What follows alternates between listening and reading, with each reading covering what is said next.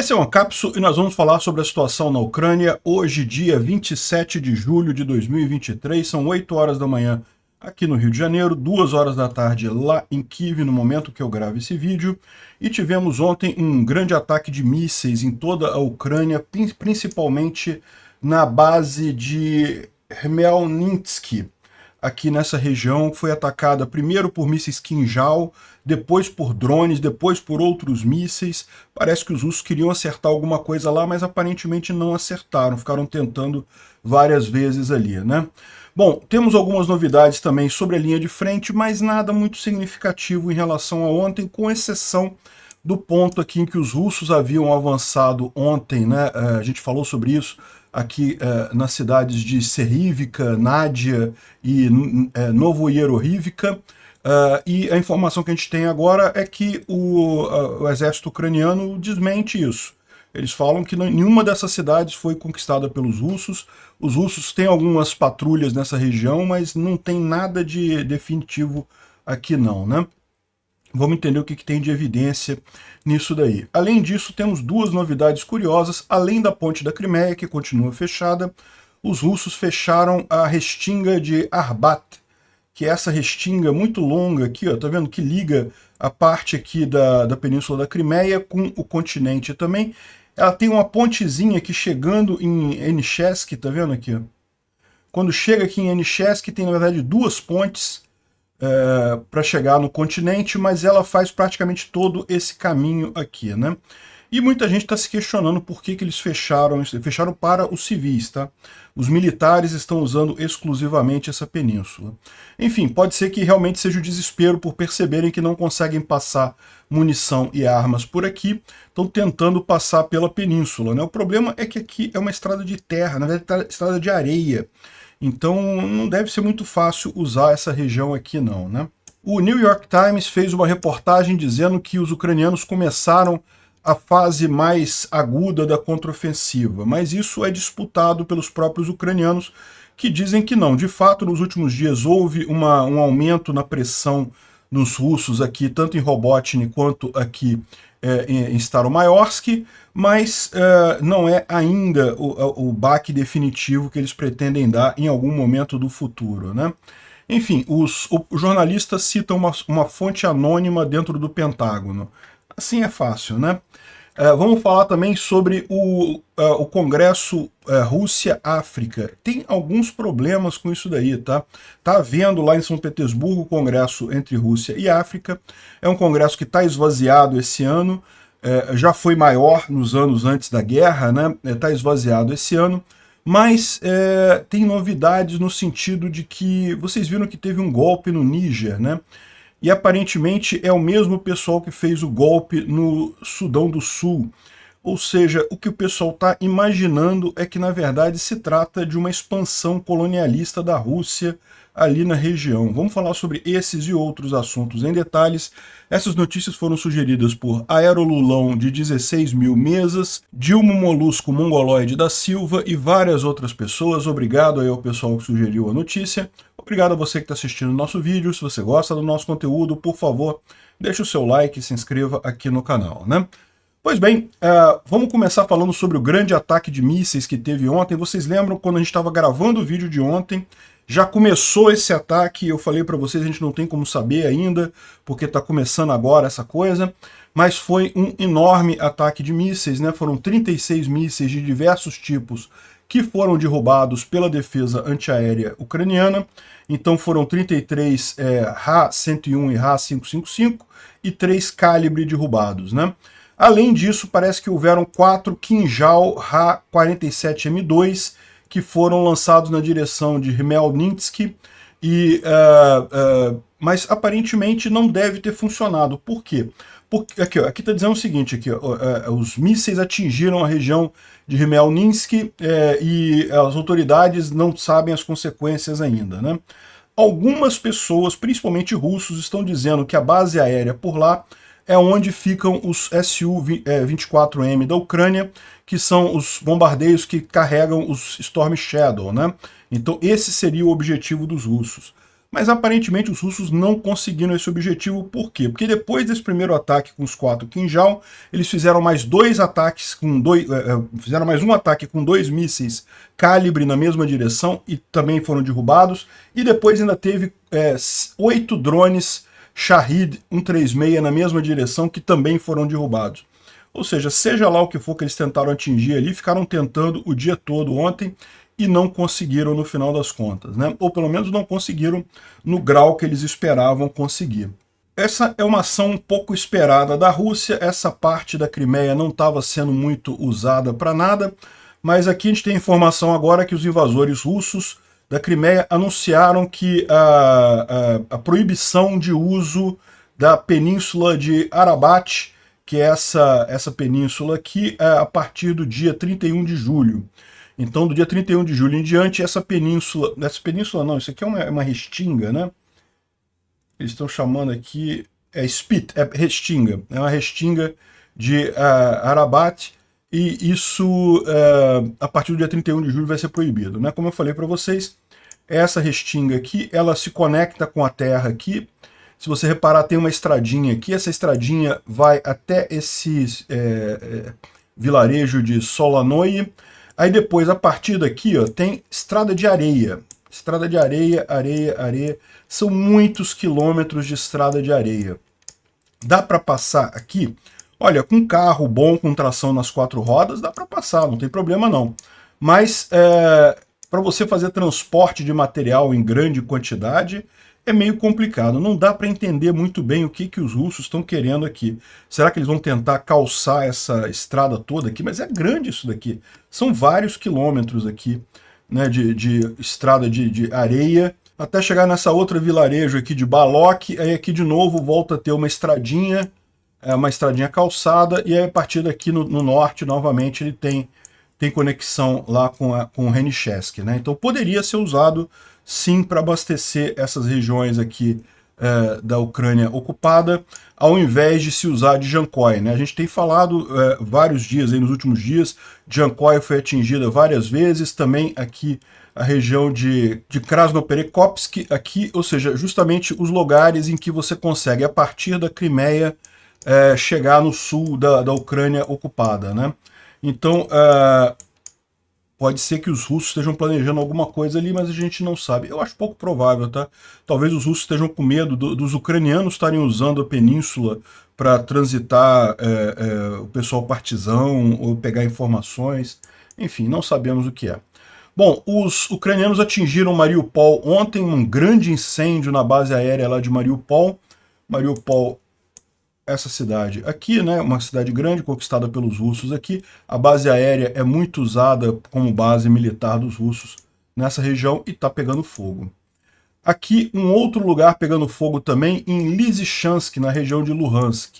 Lysychansk também é uma cidade ocupada pelos russos relativamente recentemente. Aqui, ó, foi na verdade o último grande avanço russo, que foi quando eles tomaram Sievierodonetsk e Lysychansk. Depois disso tomaram Bakhmut, né? Mas Bakhmut é muito pequenininha, muito insignificante no final das contas. Mas Lysychansk foi a última grande cidade conquistada pelos russos e tem sido usada como base militar aqui, muitas tropas russas aqui. Os ucranianos deram um jeito de botar fogo em alguma coisa ali, né? Bom, a gente não tem mais informações de ataques na retaguarda ucraniana, o que não quer dizer que eles não aconteceram. Como eu falo sempre para vocês, muitos ataques na retaguarda acabam não sendo filmados, não sendo avisados. A Ucrânia nunca fala nada sobre isso. Então, ou quando fala muito de forma geral, né? A gente não sabe o que está acontecendo. Mas o importante é o seguinte: ontem saiu um artigo no New York Times dizendo que a Ucrânia agora começou o seu principal impulso da contraofensiva.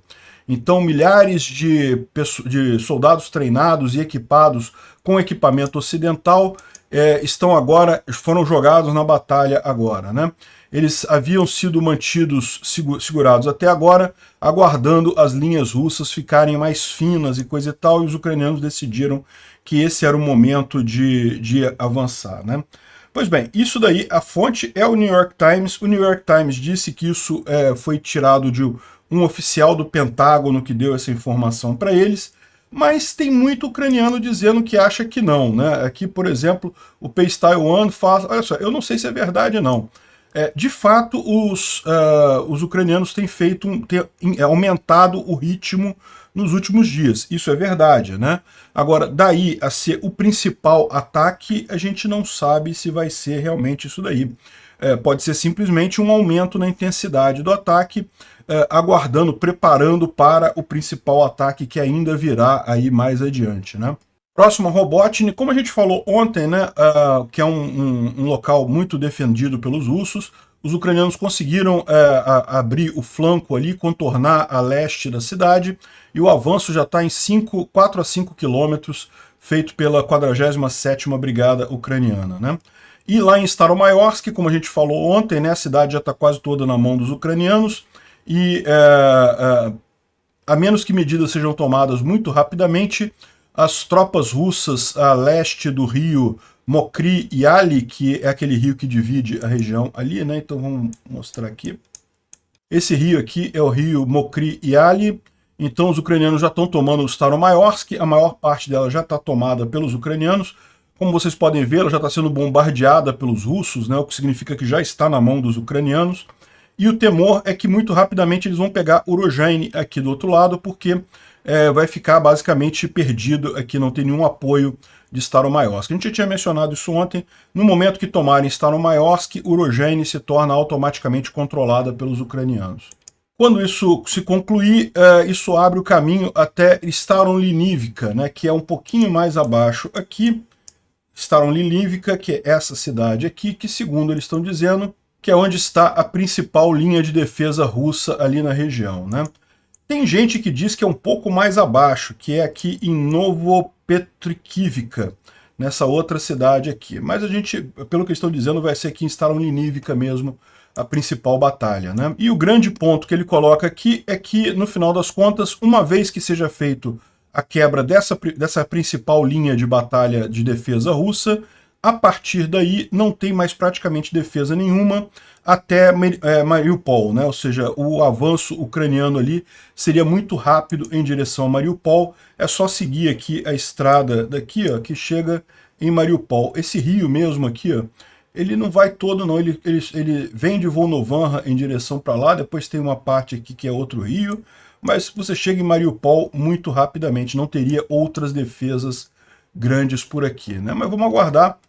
Não vai ser uma batalha fácil, não está sendo uma batalha fácil, e também não tem garantia nenhuma que esse é o principal avanço ucraniano ali na região, né? Ele botou alguns mapas aqui, mostrando a distribuição de forças russas aqui na região, e aqui dá para ver as concentrações defensivas russas aqui, depois que vencer essa principal força defensiva aqui, o caminho é mais ou menos direto até Mariupol, né? É lógico, a gente sabe que não é assim tão fácil, porque evidentemente que os russos, no momento que eles verem que essa defesa está se abrindo, eles vão reorganizar outras defesas aqui, mas certamente eles não vão ter tempo de organizar defesas tão bem defendidas quanto essas que eles tiveram 6 meses para preparar, né?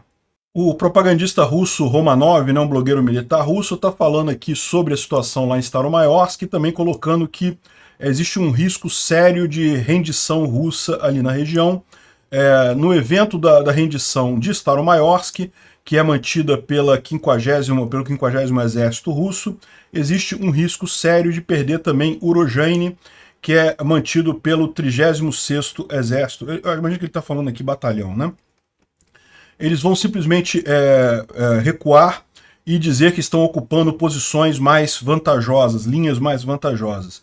O inimigo está tentando competentemente penetrar os flancos das posições do 35º Exército e colocar ele nesse cerco, né? Colocar ele nesse caldeirão. Todo mundo no chão vê isso, mas nenhuma contramedida é tomada. Os comandantes, falta competência para os comandantes para resolver o problema, e a questão agora é qual é o estágio de empurrar a culpa para outro. Ou seja, ele já está dando aqui Staromayorsk como perdida, Urozhaine também, e a preocupação deles é justamente quem vai levar a culpa por isso, né? Como é tradicional no exército russo. Aqui tem uma informação de que parece que a comunicação está sendo interrompida ao longo de todo o setor, né? Está sendo embaralhada por aqueles aparelhos de guerra eletrônica, e algumas posições estão não responsivas por mais de uma hora. Ou seja, os russos estão dizendo que não conseguem falar com os próprios soldados, se tornando muito difícil você entender a situação, né? Por hora, o inimigo, no caso os ucranianos, conseguiram colocar dificuldades para nós, mas não sem também perdas da parte deles, né? O Argonzo também deu aqui o reporte dele aqui sobre a situação, dizendo que o exército ucraniano se entrincheirou dentro de Staromayorsk e está avançando em Urozhaine. Ou seja, o que ele está dizendo aqui é que Staromayorsk já está na mão dos ucranianos e os russos estão só tentando manter Urozhaine do lado, né?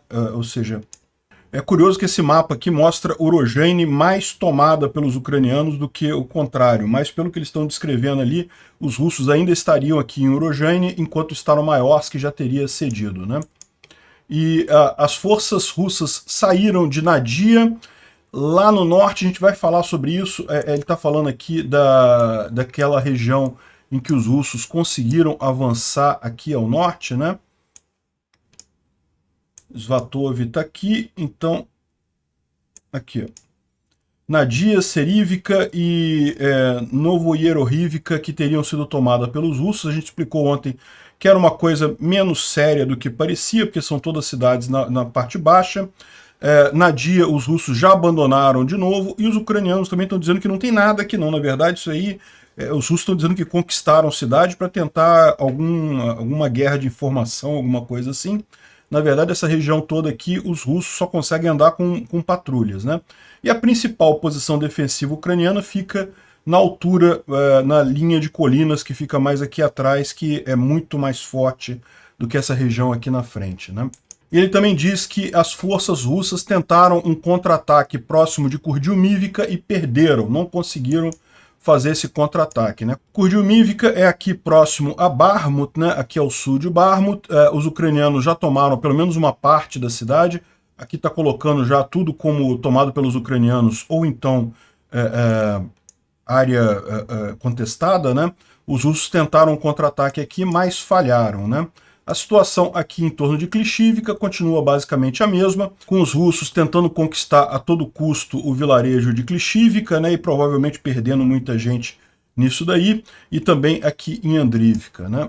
O Alexander Khodakovsky, ele também é um outro blogger militar russo lá, ele reporta que as forças russas perderam Staromayorsk. Então, pelas informações que a gente está tendo, Staromayorsk já está na mão dos ucranianos, né. A perda do assentamento, né, a perda da cidade, depois de uma briga muito grande, uma defesa heróica, sem dúvida alguma um ataque a nosso orgulho militar, né? Mas é lógico que a gente continua aguardando aqui a confirmação oficial ou visual da tomada de Staromayorsk, né? Tomando vantagem do alcance maior, né? O inimigo, ou seja, ele está falando os ucranianos, metodicamente estão empurrando em Staromayorsk por vários dias, tirando o nosso pessoal dos abrigos e tornando esses abrigos em pilhas de concreto, pilhas de tijolos. Satisfeitos com esse resultado, eles foram na ofensiva e já estão nos arredores da cidade, nos empurrando, ao mesmo tempo criando um flanco, uma ameaça de flanco para as posições em Urozhaine, né? Claro, eles mergulharam numa sacola, né? O que ele está dizendo é que agora eles estão cercados pelos russos, ao invés dos russos que estavam ali cercados pelos ucranianos, né? Trocando papel conosco. Mas a perda de uma cidade depois de uma defesa heróica é um golpe no nosso orgulho militar, né? Eu não quero dourar a pílula, mas apenas fazer considerações racionais. Eu diria que agora o inimigo só tem, vai ser difícil para ele manter as ruínas agora, né? Ele fala aqui que boa parte das tropas que estavam lá era ainda da DPR, da, entre aspas, República Separatista de Donetsk, mas isso é mentira, tá? O pessoal desmentiu isso daqui, falou que ele está colocando isso só para dizer que não foi o exército russo derrotado, que teria sido a DPR, mas não era o exército russo mesmo. Isso pode indicar que realmente haviam essas tropas lá além do exército russo, ou seja, o que indica isso daqui, o fato dos russos estarem usando tropas tão desgastadas, tão em fim de carreira ali, é porque não tem alternativa mesmo, né? A situação, eles não têm de onde tirar mais gente para botar ali na linha de frente, né? E tem aqui uma outra página confirmando também a situação agora, mas dessa vez lá em Klishivka, né, lá na próxima Bakhmut, né? O blogger militar BK Progress diz aqui, olha só, eu escrevo isso agora e eu sei que provavelmente vai ter um monte de palavrões, né? Provavelmente vão me acusar de desacreditar alguma coisa. Ele está falando daquelas acusações russas lá, que geralmente eles acusam os bloggers de desacreditar o exército e coisa e tal. Mas essa informação não será também supérflua. Eu tenho criticado a liderança aos poucos o tempo todo, mas agora todo mundo vai receber isso de mim. Então, o inimigo teve sucesso no sul de Bakhmut devido a que razões? Primeiro, e a principal razão foi a perda da capacidade de combate das unidades na área. O comando decidiu que mais unidades por quilômetro da linha de frente, melhores seriam as chances de ter uma defesa estável. Isso foi o principal erro de cálculo. É o que a gente falou sobre ontem, né, também sobre a defesa de carne que eles estavam fazendo, né? Ou seja, eles mandam 100 pessoas na área e uma posição que não tem lugar preparado para essa quantidade de gente. Não tem como você botar esse pessoal, ele acaba atrapalhando a defesa ali na região.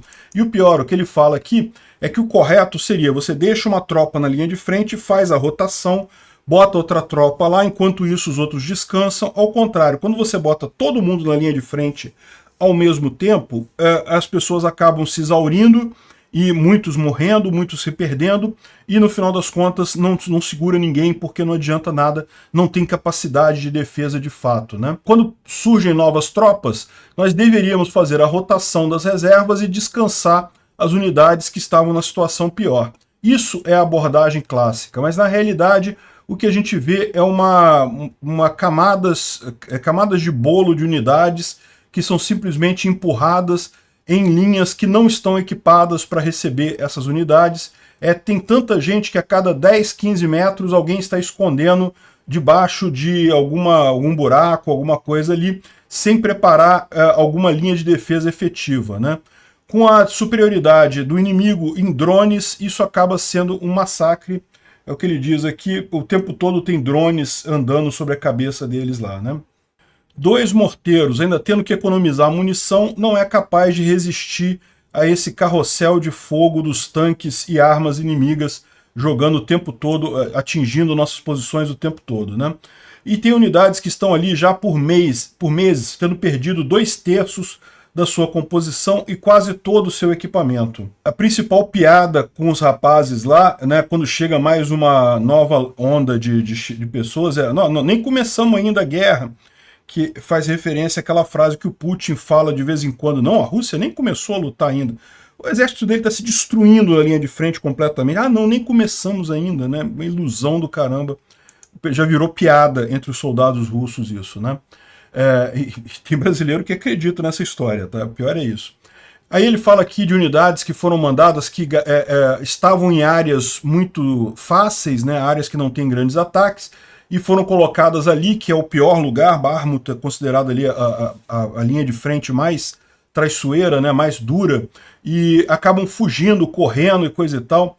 Enfim, ele está dizendo que isso daí está criticando a liderança, que falta o pessoal ter preparo, falta planejamento, enfim, está criticando a liderança ali, né? É porque ele provavelmente é só um blogger militar, só está reportando que não é nenhum comandante. Se fosse comandante, já tinha sido tirado de posição, como aconteceu com vários outros comandantes ali na região, né? Isso daqui é o comunicado do exército ucraniano dizendo que ele nega a perda de parte ali em Luhansk, né? A gente falou ontem sobre isso, na verdade já estamos falando há alguns dias sobre isso, que os russos teriam avançado aqui, feito uma cabeça de ponte na margem direita do rio Zerebets, né? E ontem teriam tomado alguns vilarejos por aqui, né? Teriam tomado controle aqui desses vilarejos, né? Mas os ucranianos dizem que não, nós não confirmamos isso, a linha tática lá continua sem nenhuma mudança, O que acontece nesse caso? O que ele provavelmente está dizendo é que, de fato, a linha defensiva são as colinas aqui mais a oeste, né, que são posições mais altas, que é onde é a efetiva defesa ucraniana nessa região. Essa área toda aqui acaba sendo área de ninguém, ou seja, os russos podem avançar aqui, mas os ucranianos podem tirar rapidamente o pessoal daqui. Como tem um rio no meio do caminho, os russos têm dificuldades de transportar grande quantidade de equipamento para o lado de cá. Então, no final das contas, essas pontes que aparecem aqui, tem uma pontezinha aqui, tem outra pontezinha aqui, mas a maior parte delas já foi destruída nessa guerra, né? E lógico, os russos podem fazer pontes temporárias, mas os ucranianos, estando na altura aqui, tão perto, conseguem destruir isso com muita facilidade. Enfim, é aquilo que eu já tinha falado ontem, não é muito preocupante isso daqui. É preocupante, é lógico, não estou dizendo que é uma coisa boa ou que tenha zero preocupação, não é isso, mas é uma situação muito menos pior do que pode parecer aqui, né? Bom, o Instituto para Estudo da Guerra fala sobre o aumento da contraofensiva ali na região de Zaporizhia, isso sem dúvida alguma houve, e eles conseguiram inclusive avançar em algumas posições pré-preparadas ali ao sul de Oryhiv, então de fato os ucranianos avançaram ali naquela região. Agora, se é o principal ataque ou não, a gente não sabe, isso daí é uma questão que fica aí a opinião do New York Times sobre isso, né? Como o próprio Instituto para Estudo da Guerra fala aqui, ó, os oficiais ocidentais estão de forma não estão ajudando ao levantar expectativas de um avanço dramático e rápido da Ucrânia. Não vai ser rápido, não vai ser dramático. Até vencer essa primeira linha defensiva russa, isso vai levar tempo, vai ser custoso, não vai ser fácil, né? E mesmo depois que vencer essa primeira linha russa, as coisas tendem a acelerar um pouquinho, mas também não vai ser igual a gente viu lá em Kharkiv, né? Eu acho que o grande problema dessa história é que o pessoal está muito com a visão de Kharkiv na cabeça, quando os ucranianos conseguiram em poucos dias retomar toda essa área cinza aqui, né? Realmente aqui foi excepcional, mas foi um caso à parte, né? Os russos não esperavam que os ucranianos fossem capazes de fazer isso. Quando os ucranianos tomaram Balaklia, os russos perderam o ponto de apoio aqui, os ucranianos foram até Kupiansk, que acabaram liberando toda essa área aqui muito rapidamente, realmente desabou a defesa russa inteira aqui, né? Mas isso foi uma excepcionalidade, né? O padrão não vai ser esse, o padrão vai ser dificuldade, vai demorar, vai custar a avançarem aqui no sul, né? Bom, teve mais um correspondente militar russo que morreu na linha de frente, o administrador do site Carlson News, né? Lembrando que esse pessoal aqui, eles falam que são repórteres e coisa e tal, mas esse pessoal tá junto com as tropas, não estão com indicação de imprensa, né, de coisa não. Então tá no meio da tropa, não tem jeito, é tropa junto, né? Foi morto em algum lugar na Batalha de Klishivka. Isso daqui é um teste que os ucranianos estão fazendo de um sistema de guerra eletrônica para tanques, que evita os drones FPV que atacam tanques. Então esse mecanismo aqui conseguiria impedir que o drone chegasse perto do tanque. Eu fico imaginando se ele manda um comando para o drone virar para a direita ou virar para a esquerda, ou sei lá, o que ele faz aqui para o drone para evitar que ele ataque, atinja o tanque, né? Mas segundo eles estão dizendo, é bastante efetivo, né? Essa caixa foi usada durante combates durante 3 semanas e fez todas as tarefas sem ser atingida nenhuma vez. Talvez seja uma boa saída para os ucranianos isso daqui. E por falar em drones, os ucranianos trouxeram aqui mais uma grande quantidade de drones que estão sendo enviados para a linha de frente. Essa guerra realmente está mostrando a importância dos drones, né? Como é que ambos os lados têm confiado muito em drones para fazer guerra. Bom, o Biden decidiu que o governo americano vai começar a compartilhar evidências de crimes de guerra russos com a Corte Penal Internacional, com o Tribunal Penal Internacional lá em Haia, né? Então, ou seja, isso é uma mudança. Até aqui os Estados Unidos estavam guardando essas informações, não compartilhavam, eles decidiram agora apoiar diretamente essa investigação do Tribunal Penal Internacional. Bom, a Rússia e Belarus foram oficialmente banidas dos Jogos Olímpicos de 2024, isso já estava meio que encaminhado, mas agora saiu a decisão oficial. ainda existe a expectativa da proibição da participação de atletas russos, né? Quando os países são banidos assim, os atletas ainda podem participar como indivíduos, sem estar ligado a nenhum país, né? Então não tem a bandeira do país e coisa e tal, e eles disputam lá a Olimpíada dessa forma. Mas estão querendo fazer, inclusive, esta proibição para atletas russos e de Belarus. Eu acho que é bastante pertinente isso. Você pode ver o caso, inclusive, dessa luta aqui entre a ucraniana e a russa, que já estava lutando como atleta internacional não associada, mas ela é russa, né? E ela ganhou a luta de espadachim, isso? Eu não sei como é que é esse esporte aqui. Enfim, ela ganhou e se recusou a cumprimentar a companheira depois da luta. Lógico, né? A russa tem até foto dela com soldados russos que foram lá na guerra, ou seja, é um absurdo isso. Infelizmente, a russa usou isso para pedir a desqualificação da ucraniana e aparentemente conseguiu. De fato, pela regra do esporte, você não cumprimentar a outra pessoa durante a luta é motivo para desqualificação. Muito triste isso, mas eu concordo com a decisão da ucraniana, é melhor não manchar as mãos de sangue de qualquer forma. Nenhuma medalha suja de sangue vale coisa nenhuma no final das contas. Bom, está acontecendo em São Petersburgo o encontro Rússia-África, né? É um encontro que já acontece há algum tempo e trouxe realmente alguns presidentes de países africanos para conversar lá com o Putin, para estreitar os laços de relacionamento, né? Pode parecer um sucesso, né? Você olhar aqui, olha só, um monte de presidente foi lá na Rússia e coisa e tal, mas se você comparar com o de 2019, dá para ver que, na verdade, isso mostra... Esse aqui é o de 2019, a data aqui, ó. Dá para ver que houve uma diminuição significativa, né? O desse ano, eles tiveram que fazer até uma foto mais fechadinha, porque só tinha um quarto do pessoal que foi em 2019, né? O que mostra que o Putin está perdendo influência na África. Quer dizer que a influência dele é zero? Não, ainda tem influência lá em vários países africanos. A gente sabe que a Rússia é um país com tendências imperialistas, então ainda tem alguns países se representando lá, né? Bom, o Putin disse que ele está pronto para substituir os grãos ucranianos com grãos russos, que ele pode abastecer os países da África e coisa e tal. Só que isso é uma mentira. Por quê? Porque a questão não é vender grãos para a África, a questão é a produção total de grãos no mundo versus o consumo total de grãos no mundo. No momento que você não tem mais a produção ucraniana sendo vendida no mercado, o preço do trigo vai subir. É escassez, princípio básico, é oferta e demanda. No momento que você tem uma produção menor agora, porque os ucranianos não podem exportar o grão deles, o preço do grão vai subir. O Putin falou que vai fornecer entre 25 e 50 mil toneladas livre, né, de graça para a África e coisa e tal, só que isso daqui é fichinha dentro da quantidade total que é consumida, e para o resto do pessoal o preço vai subir, o preço do trigo vai subir, né? Então é a tentativa do Putin meio patética de tentar dizer que vai substituir a Ucrânia quando não tem como fazer isso, simplesmente não tem como, né?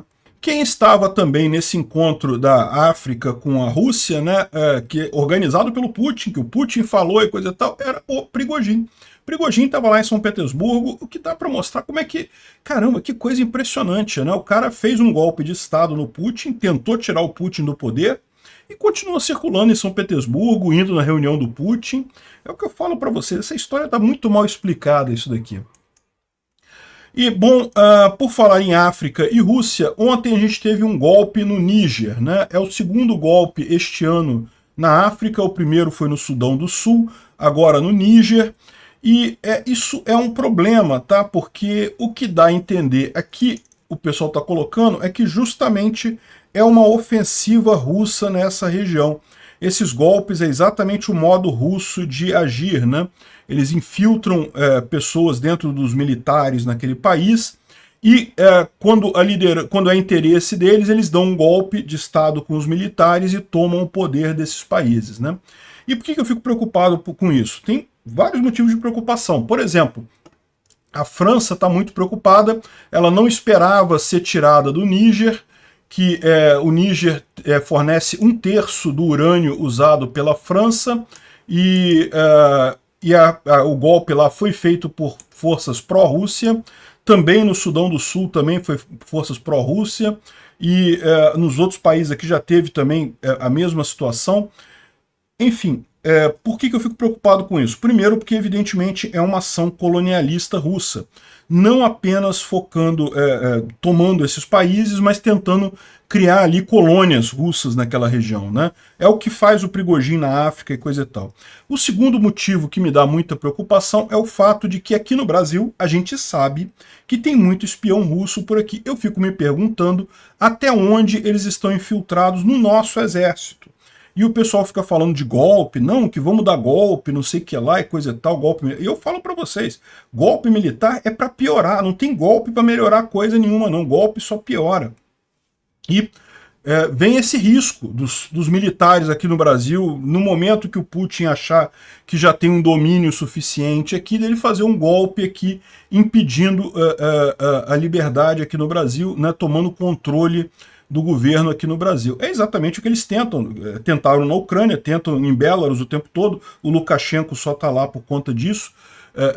A Ucrânia eles tentaram isso também, infelizmente o Euromaidan não permitiu que eles fizessem isso, na África estão tentando também. O pessoal devia estar preocupado com isso aqui no Brasil, tá?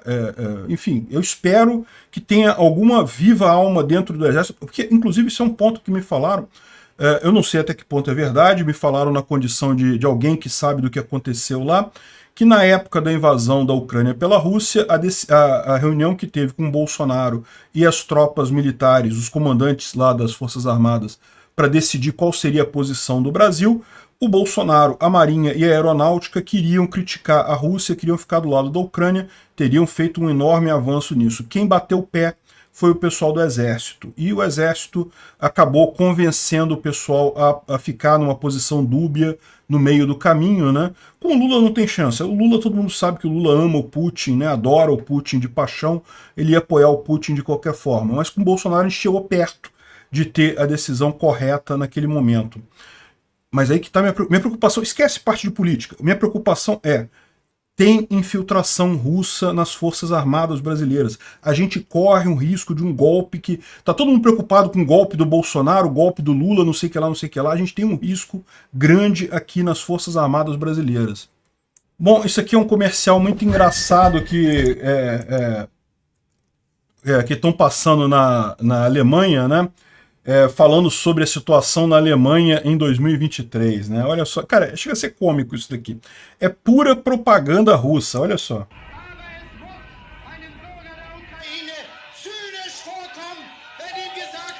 A família, assim, casualmente assistindo um discurso inflamado do Olaf Scholz, né? Como se fosse normal esse tipo de coisa, né?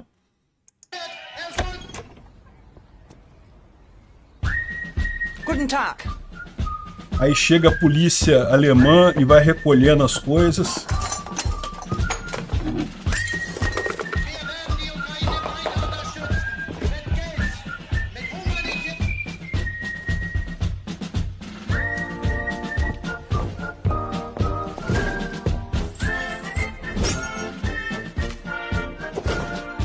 Essa parte é muito engraçada. Heil Zelensky. Hi, Zelensky. Schneller. Aqui, ó. A OTAN já está na sua casa, você aceitou a OTAN na sua casa, né? Eles estão fazendo brincadeira com os lemas da época dos nazistas e coisa e tal, né? Mas, cara, não tem lógica nenhuma isso. Onde é que esse pessoal tirou esse tipo de coisa? É a pura versão russa da coisa, né? Inclusive, eu tenho uma teoria, né, que aí no final, lá na brinca aqui, dizendo que não, o resultado final aqui é que a Alemanha mandou não sei quantos milhões de euros para ajudar a Ucrânia e coisa e tal. A população da Alemanha é totalmente favorável a isso, todo mundo está aceitando isso de forma correta. Sabe que é o correto a fazer isso daí, né? O curioso dessa história é o seguinte, é tão propaganda russa que, na verdade, isso daqui, eu acho que essa propaganda não é direcionada para os alemães. Embora seja uma propaganda alemã, anunciada na Alemanha, em alemão, ela é direcionada para os russos, porque só os russos acreditariam numa lorota tão grande dessa daqui, entendeu? Não tem lógica nenhuma isso daqui. Enfim, assim, outra coisa que a gente não falou lá na questão do encontro é que o Putin encontrou com a Dilma e eles estão vindo com a história de não vai ter dinheiro do Banco dos BRICS para a Rússia. A China deve ter dado um toque para Dilma, não pode fazer isso, porque a gente não vai aceitar a sanção americana aqui na China. Mas a Dilma defende transações sem dólar, né? Substituir o dólar por outras moedas. Ela fala aqui que cada país devia usar as suas moedas locais, como o yuan e não sei o que lá e coisa e tal. E eu já expliquei para vocês por que isso é impossível na prática, né? A própria Rússia sabe disso. A Rússia começou a vender petróleo para a Índia, aceitando rúpias, né, que é a moeda indiana. E agora o que acontece? Ela está cheia de rúpias e não sabe o que fazer com as rúpias. Por quê? Como é que ela vai fazer? Ela tem que comprar de alguém que queira rúpias também. Só que rúpias, só a Índia que usa rúpias. E ela não compra o suficiente da Índia. Ou seja, esse negócio de usar moeda local para comprar alguma coisa não dá certo. É voltar ao escambo, porque sempre vai ter falta de alguma coisa para alguém e você vai ter um excesso de moeda. Não é sustentável. Tem que ter uma moeda global. Se o dólar um dia for substituído por alguma coisa, eu chuto o Bitcoin ou alguma moeda desse tipo, porque moeda de país assim, o yuan, não, ninguém vai fazer isso, não tem lógica. A rúpia também não, o rublo, pô, piada, né? Vamos botar o real lá, quem sabe o real vai. Acredita, dá essa ideia pra Dilma, é capaz dela acreditar. Obrigado por assistir o vídeo até o final. Além de curtir, compartilhar e se inscrever no canal, considere se tornar patrocinador com valores a partir de R$ 1,99. Clique no botão Seja Membro abaixo para saber as condições e vantagens de patrocinar o canal. Mais informações sobre o nosso projeto, visite nossos sites indicados na tela.